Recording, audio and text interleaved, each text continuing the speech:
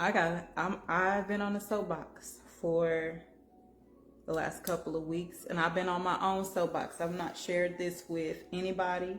I've just been stewing on it all by my lonesome, and I'm actually ready to talk it out. I'm curious to know if anybody else feels the way that I feel or has been experiencing the same levels of frustrations that I have and aggravations that I have. So I just want to just talk it out and share what I'm feeling and what I'm going through, based upon what I've been observing here in this life here. But yeah, so we're talking about why are people so hateful? And clearly that's such a broad question. Like, that is just so deep. Like, there's so many levels and layers to that. And thank you for chiming in on the posting. A couple of people chimed in on it to provide some perspective from their own point of view. And yes, I know with stress, depression, a lot of the things that we go through every day, it causes us, it's a reaction to what we're going through every single day. But I actually want to talk about what I've been experiencing and what I have been witnessing. And I have some notes here, so I'm going to try my best to stay on topic and not veer too far to the right or to the left. But I just have to take some notes because I was thinking about so many different things.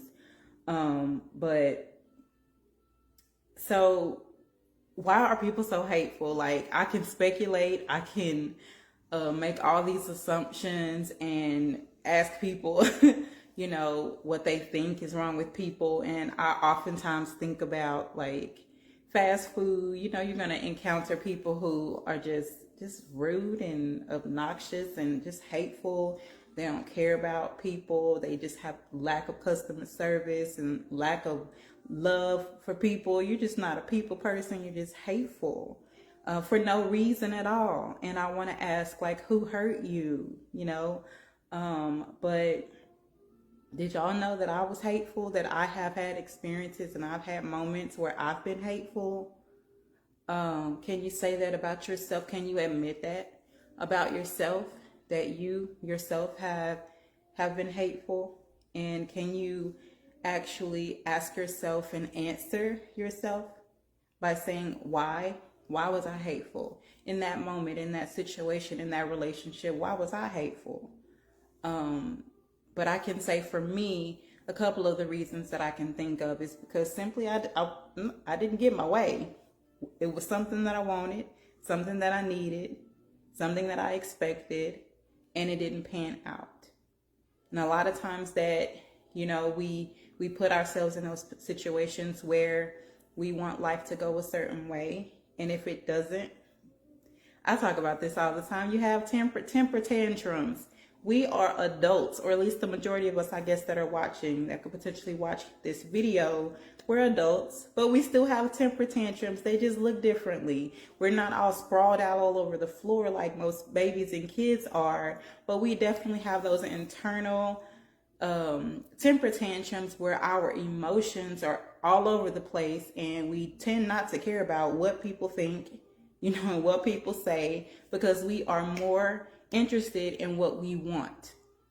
And so as a result of that, we can, put that wall up and start just, because I didn't get what I wanted, I'm just going to treat people ugly. I mean, if you're honest with yourself, have you actually examined? Like, I think that's a lot of times why we tend to run into these situations. And this is what I wanted to get to. Why am I aggravated? Why am I on this soapbox? Because listen, how many times have you come across a social media post or come across a conversation, maybe at work or with your family, and someone shares their point of view? They share their belief system. They share something that they feel strongly about. And then you get this herd of people that come back and respond with, the opposite, contrary to that belief. And instead of just, like they say, agreeing to disagree, They go ham on the person. They go off. They're angry. They're frustrated. They are rude. They slander you. They just talk ugly to you and about you. Like, it's just like these are the things that I keep seeing. And I'll be honest with you, a lot of the posts that I've been seeing lately, especially this month, it's Pride Month, and there's just this, back and forth between people who believe in or believe, have a belief system according to biblical standards, and people who, don't, believe in those biblical standards when it comes to, the LGBTQ, them letters, that community. So going back and forth with that. And then there's just a whole bunch of religious people going back and forth about what they feel and what they believe. And I don't know, guys, I don't know if you know anything about me or can kind of gauge anything about me, and have witnessed so far that I don't really get into controversial topics and conversations, at least not in depthly. And if I do, it's because it's weighing on me, and I have something specific to share about it. For me, when it comes to sharing my belief system, this is the way I feel when it comes to my belief system. It is mine, number one, and it is my truth. If it is my belief system, it's on the inside of me. And I've said this many, many times. Your truth should protrude out of you, meaning that when you interact with people, people should see what you believe in. People should see your standards and your morals. They should see that thing just coming out of you. What you believe should be who you are. And so I tend to not feel it necessary to just tell people what I feel and what I think and what I believe. And if I do, again, it's because I'm led to do so. Not because I want to make you feel bad, not because I want to challenge you. Keyword is challenge. I don't want to challenge you about that, because I don't need to argue with you about what I believe. And I am not going to force you to believe what I believe. Listen, one thing that I realize is that if you're going to believe something, if you're going to accept something as your own truth, you need to do it on your own, not as a result of what I said or did. If I had any hand in it, say for instance, it's something that's actually a benefit to your life, then maybe you heard what I had to say and you might have disagreed in that moment, but you might walk away, and in your quiet time, you might be like, yo, well, Shalonda said she kind of had a point. I'm not going to tell her, I'm not going to let her know, but she had a point. And maybe that thing has to work on the inside on that individual, so that they can start realizing, you know what, she's right about it. And they may come to terms with that and make that their own truth, and they believe it for themselves, but not simply because I forced them to. If I'm dropping seeds for anybody when it comes to faith, that's literally what it is. It is a seed. And if you accept that seed, God will water it. That's how I believe. That's how I see it. And that's how I believe it. God will water that which you need to receive, that which you need to believe. So all this bickering and going back and forth on social media and arguing and just talking so ugly to people simply because it's contrary to your own belief. Literally, one thing that I stand strong on this thing, that if you get to the point where you're angry because somebody said something that's contrary to what you believe, then I would question your belief system. I literally would, because there's no reason why you should be angry because somebody believes something that's different than what you believe. There's no need to argue about it, because my conviction is on the inside of me, and baby, you can't challenge that. So if you feel challenged on the inside, if you feel if what they said is hanging on to you even after you've gotten off social media, even after you've stopped talking about it in that conversation, but you get into your quiet time, or you may get on the phone and start talking to your girlfriend or your siblings or your mother or your father, you still talking about it, I venture to say that message that individual was saying is probably working on you. That the very thing that you thought was your belief system is shaky. It's not strong. And so I see this so frequently, and it just aggravates me to my core. Because why? Why are you so hateful? Like, why are you holding on to something that is not really, it's not really something that should bother you if that's your belief system, if that's your worldview, if that's how you feel, if that's your opinion, then let it be your own and leave that thing alone. I want to say, let people be. And I know that's hard in this day and age because everybody has a platform. I mean, I have a platform with, my few people here on this page here. So I consider myself to have a little platform or whatnot. But I'm not going to use my platform to wage war and try to force people to believe what I believe. I mean, all of you know that I'm a believer, that I love God, that I am a Christian, that I am faith-based, and my business Impact Central is faith-based. So I don't have to prove anything to anybody. If someone wants to sidebar with me and talk about my faith in humility and respect and maturity, then we can talk. But if you want to talk and I can determine that you just want to talk just so that you can try to change my mind or try to challenge me, then the conversation never is not going to start. It's just not going to happen. Or I'm just going to cut that thing off. I don't know. I just feel like this is a challenge for all of us because sometimes, even in, real life with our families, like we're not going to agree with everybody. And even if you feel like it's wrong, why are you trying to force them to see your way? Why are you trying to force them? You are literally exhausting your own energy, your own mental state. Like you're exhausting yourself. Like if it's a situation where you know that they're harming themselves or they're spiraling downward, then like I said before, it's a seed that you can sow. Meaning you can share something with somebody in an effort to help them, but then you got to drop that thing. You got to take your hands off and let God do the rest. So allow it to, begin to look at your point of view that you want to share. You feel that it's really necessary to share. Look at it as a seed. Drop the seed and then say, God, I dropped the seed. I truly believe that if this individual sees it this way, that their life is going to be better, and let God do the rest. And guess what? God will do his part, but it's up to that individual to do their part. They got to be receptive. They got to be open. They got to be willing. They got to be humble. They got to sit in their own time of quiet, to really resolve whatever it is that's going on the inside of them so that they can get right. But I feel like we should be further along, when it comes to these types of conversations. Like, why are we still talking about how to communicate? Like, what is happening? Can y'all tell I'm on a soapbox?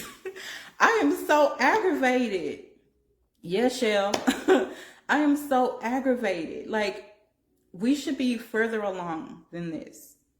And I guess I can safely say that, as I speak as a Christian. I speak as a believer. And so if not all, the majority of the individuals that are here on my Impact Central page are at least believers that, you can eventually, come to a space where, I gotta be more mature. And I say this all the time. We gotta do some self checks. Constantly look in the mirror like I did. Like I said earlier, like I've been hateful. And I was embarrassed of myself. Like I felt bad. I was like, God, forgive me. Like I didn't realize I was actually being that way and how it was impacting people. And it was simply because I wanted to be selfish. Simply because I didn't get my way. Simply because I didn't get what I expected, or I didn't get what I need or wanted. And what was the other thing I said? I said, oh, and I was overwhelmingly aggravated. Oh. When you are aggravated, I mean, think about the people that you go through at the drive-thru. How many times have you went through the drive-thru and all you want to do was just order your burger and your fries? and you get somebody on the other end saying, help you. Like, they're just mad at the world. And you're like, why are you in customer service? Who hurt you? And why are you here if you're so mad? But like, being so aggravated and being so overwhelmed, like, you want to just shut people out because you just want to stay in your bubble. Like me, I want to stay in my bubble sometimes. I don't want, look, if you come and approach me, you probably going to get snappy. You're going to get snapped. But yeah, so the other thing that I wanted to say, I mentioned challenge. To get challenged, to be challenged with when it comes to your belief system, when it comes to your faith, when it comes to your opinion, like, you want to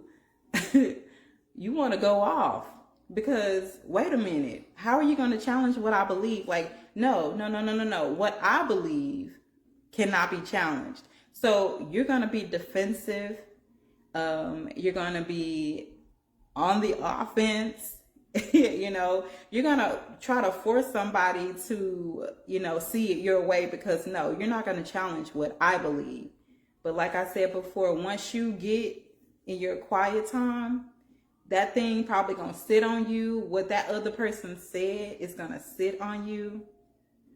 Let me see if I can think about this last post that this girl was talking about. I cannot remember exactly what it was, but it was a prophet, or a preacher or pastor. I don't know what her title is, but she was speaking to something about, it was controversial too, but it was like a topic that a lot of people in the Christian and faith-based community are talking about. And people were just in her comments, like, saying, how dare you? You're not a Christian. How could you say that? This is not the way of the Lord, and like all these things. And if you know me, I'm just sitting there just reading things. I'm not saying anything, because guess what? Whether I agree with her or not, I mean, why does she care whether I agree with her or not? I'm not going to share anything. Guess what? And if I do need to share something, I'm going to share it with her personally if she's willing to hear it. I am not going to jump all over these posts and just go crazy just because I feel like I have a platform and I'm just going to say it. Like, my words are not empty. Nothing that I say is empty, which is why, even though I can't say that I'm a woman of few words, I know I very seldom speak up. But when I speak up, it is 100% meaningful. It is 100% beneficial. It is 100% fruitful. When I do. Now, sometimes, I'm not going to say 100%. Sometimes I don't get it all the way right, okay? Let me be honest with myself and transparent. But when I desire to speak up, it is simply because I know that what I'm going to say needs to be said, and it's going to benefit someone for the betterment in a positive manner. Not just because I want a platform. Not just because I want people to hear what I have to say. I mean, people can hear what I have to say anytime. My family can listen to me if I want to just rant and rave. My friends can listen to me if I want to rant and rave. But I want to talk to people, especially on social media. God has blessed me with this platform to do what He has blessed me to do what He has gifted me to do and be. And I want to use it for that benefit. Anything else is just ill. It's empty. It's just me just wasting time. And listen, since I'm on this soapbox, I've been hearing a lot of people talk about, especially prophetic messages, and just people in general talking about, like, what could potentially happen with the world, and talking about, what is the word? Food shortages, different other kind of illnesses that could take place. And, just like with COVID, that came from out of nowhere. And then there's always this speculation that, these things were fabricated. It happened kind of on purpose. Like, I'm not going to get into all that, but, all the projections of what could potentially happen, in the United States, especially because we're not right, and we're not treating, our earth right, nature right. Like, we're just not doing right by God. Like, we are just running rampant, doing whatever we want to do, and just tearing up this earth that God has given us to take care of. And so quite naturally, if we don't take care of earth is going to turn on us. If we don't take care of God's business, God is going to turn on us. I mean, God is a God of love, but he's also a God of justice and judgment. So when things start cracking down, when things start happening to us, I was stewing on this this past weekend. I'm like, man, what would happen if there's a food shortage? Am I prepared? And at that point, when I started thinking about like, what do I need to do? I think I need to band with my family and start making a plan, just in case something like this happened, so we can work together. And it was at that moment that I realized that thinking about being hateful, angry, miserable, and just rude to people, like all that is going to be out the window. Well, I think for the most part, all that kind of emotion and feeling and anger, because you're going to need people. You're going to need people more than ever when the world starts spiraling more and more out of control. You're going to realize what's most important and what's most valuable. And it is not going to be how you feel and what you think and necessarily what you believe. It's going to be about what you see, what's in front of you, and what's most important to you at that very moment. And if it's a survival, then you're going to do everything in your power to survive. That means you may have to lean on people that you normally wouldn't lean on. So the very people that you're angry with, or the very people that you constantly are at odds with, like that stuff is just going to be like, it's just like when you have an argument with a loved one, and then something, detrimental happens, and then all of a sudden you guys band together to handle that situation, and whatever it was that you were arguing with is out the window. It's like it never happened. Like that's the kind of stuff that can eventually happen. So if we know that is the case, why can't we just let this stuff go and internalize and look within ourselves and work on ourselves so that we can start improving and being better?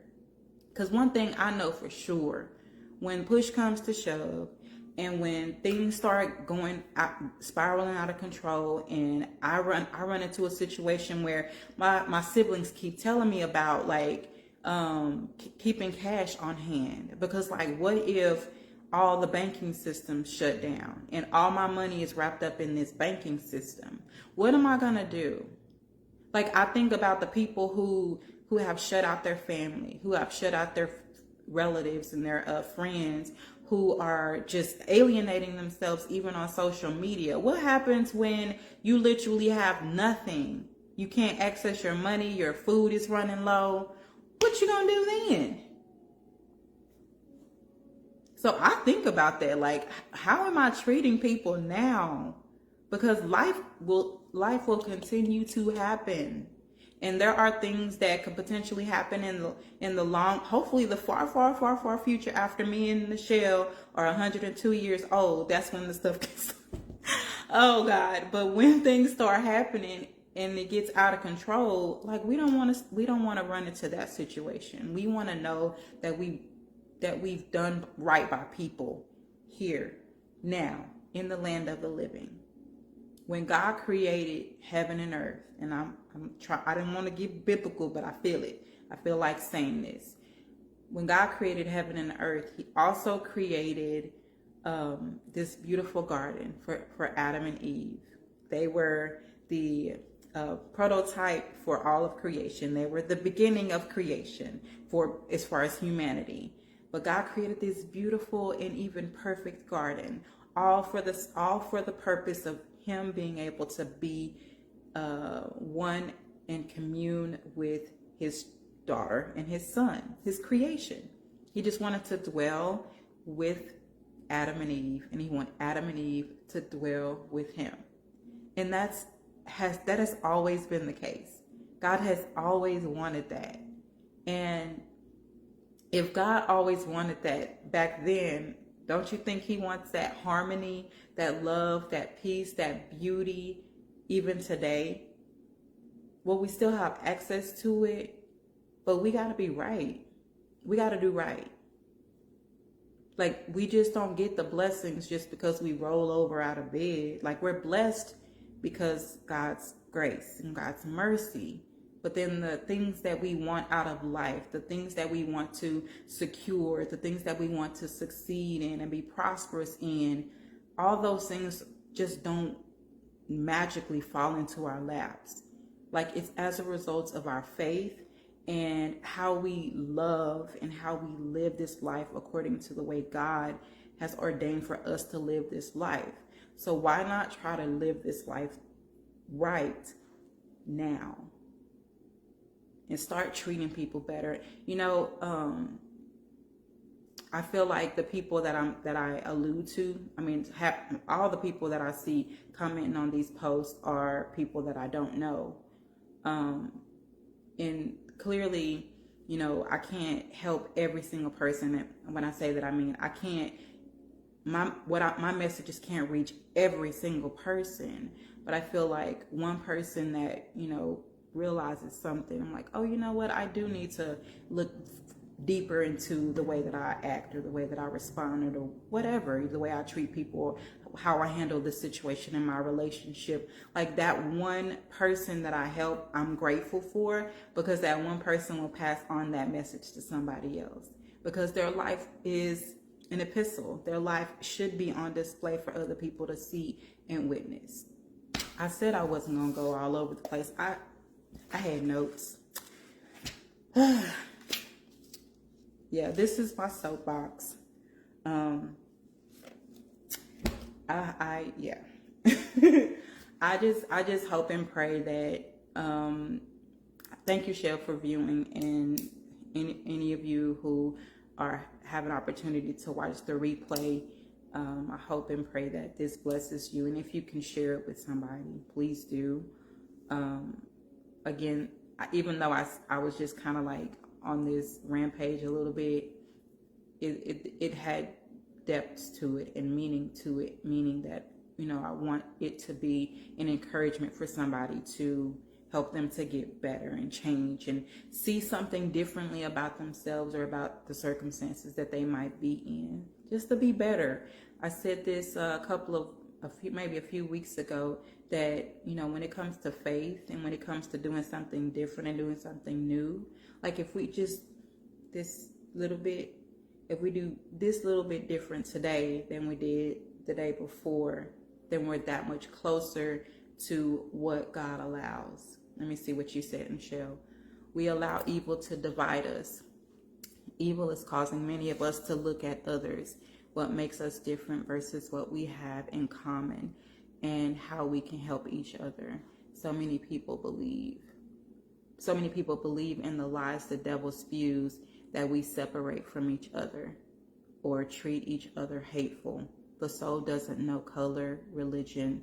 It knows oneness and love. I just read this from a book I am reading this week. How true this is. We are one. One love, God's love. That is, oh my gosh, that is absolutely phenomenal. I agree, that is so true.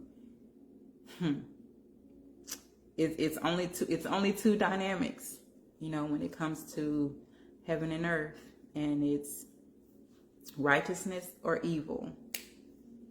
I mean, a lot of times people think, they want to believe that it's so complicated, but it's really not.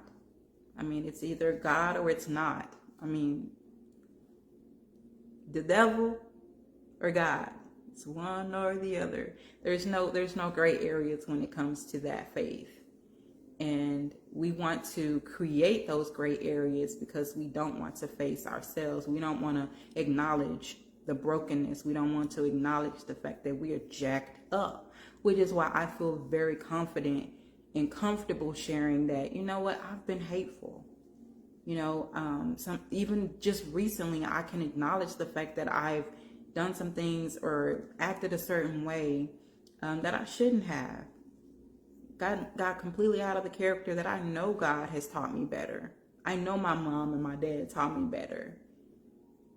But the truth of the matter is that it's either black or white. It's one or the other. And if we can choose God, then we'll choose his way. We'll choose his love. We'll choose his righteousness. We'll choose his peace. We'll choose his wisdom, the way he thinks.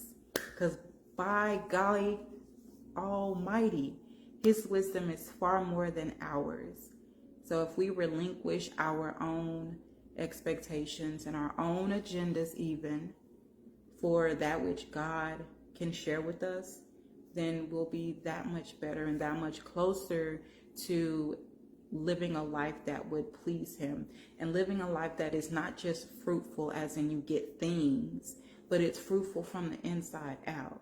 So that means that what you feel on the inside will be so healthy, will be so what's the word, fulfilling, will be so, we talk about well, this is my thing, but when people talk about mental health, I talk about mental wealth. So we are actually wealthy on the inside. Then we can become wealthy on the outside. That's the way that I look at things. Let me see what else she said, Shell. The tree of knowledge of good and evil represent our choice to live life with faith, God, or apart from him. You are absolutely right. Shell, I've been studying very, very in-depth studying of the garden and of creation, and it's enlightening and it's eye-opening, and it's so elementary if you really just take the time to study it and go and do some research on it. It is so helpful, so beneficial. Wow. Yeah, I could go on and on and on. If anybody got some questions, or Shell, you've been great. Thank you for chiming in with me.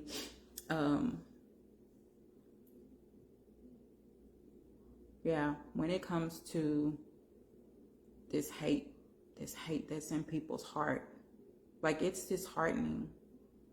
Because why? Why are we okay with it? That's the other part of the question I didn't answer. Why are we okay with being hateful?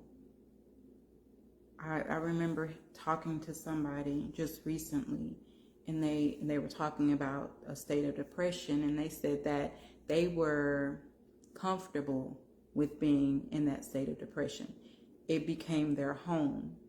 So that's where they dwelled. They were comfortable, and that was just their domain. And they felt protected in that state of depression.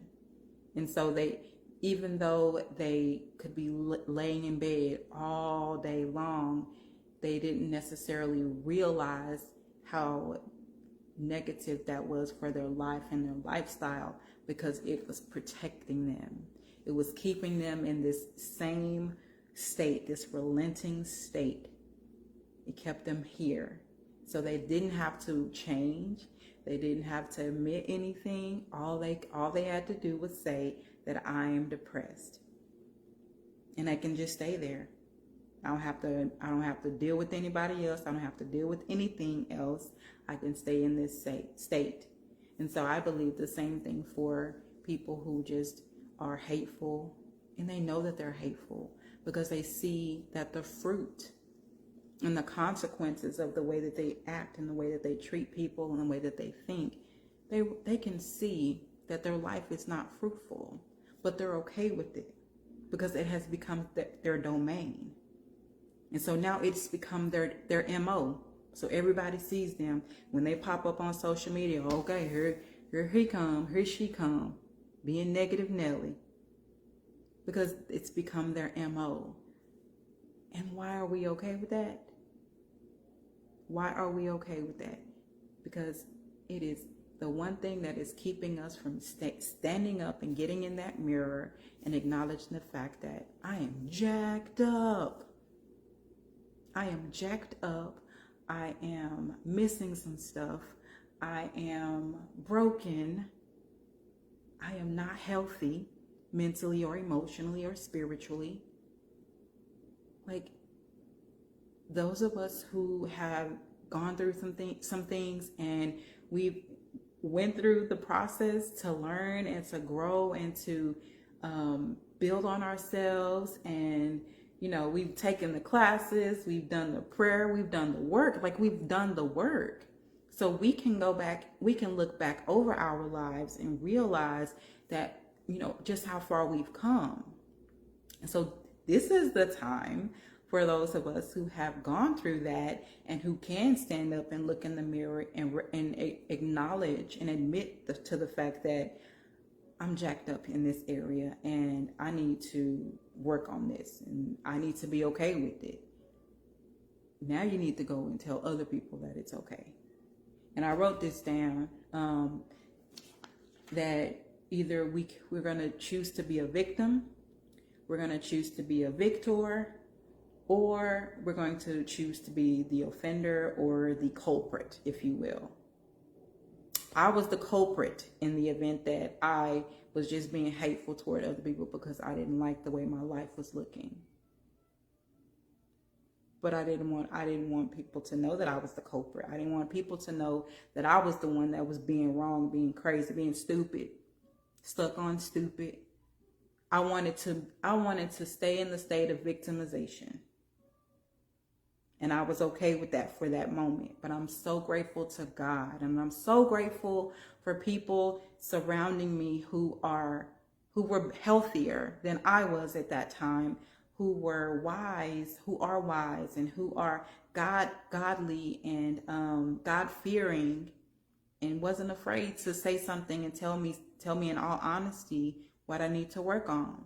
And although I didn't want to hear it at that time, eventually, at whatever time that I broke myself down enough to really recall what that individual said or did, that's when I said, you know what, girl, you got a lot of work to do and you got to do it. And so I partnered with God, and I partnered with the people who I knew that invested in me to help me to get better. And I got on that bandwagon to get better.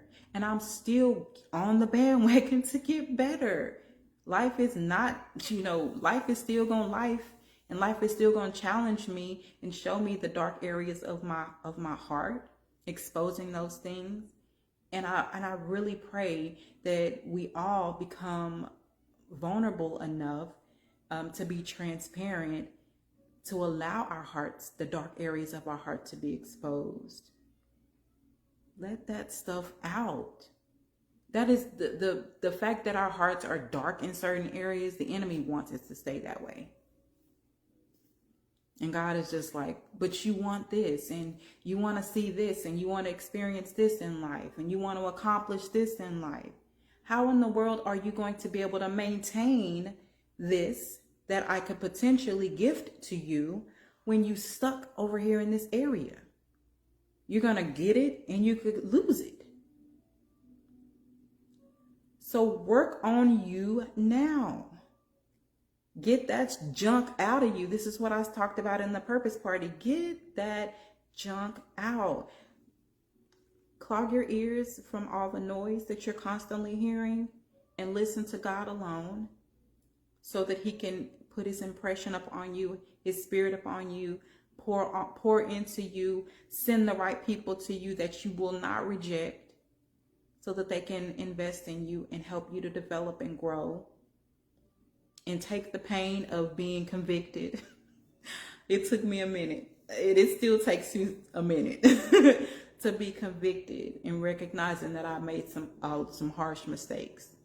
And I've even had to go approach a person who I know did not like me, and I had to apologize for doing something that I shouldn't have did, or saying something that I shouldn't have said. God put me in those positions, but I'm better for it. And I just pray that there are people that we can all, take up our responsibilities on whatever platform that we're given, and show people that it's okay to be transparent, that it's okay to be vulnerable, that it's okay to be open and honest about the darkness in their lives. The enemy wants so much to keep you in the dark. and keep your heart just dark and black. We gotta love ourselves, self-love. Yes, yes, cousin. Thank God for healing and delivering us and moving us in the right direction. And now we can be the beacon of light. Because like I alluded to earlier, life is not necessarily going to get easier for us. More challenges will still come.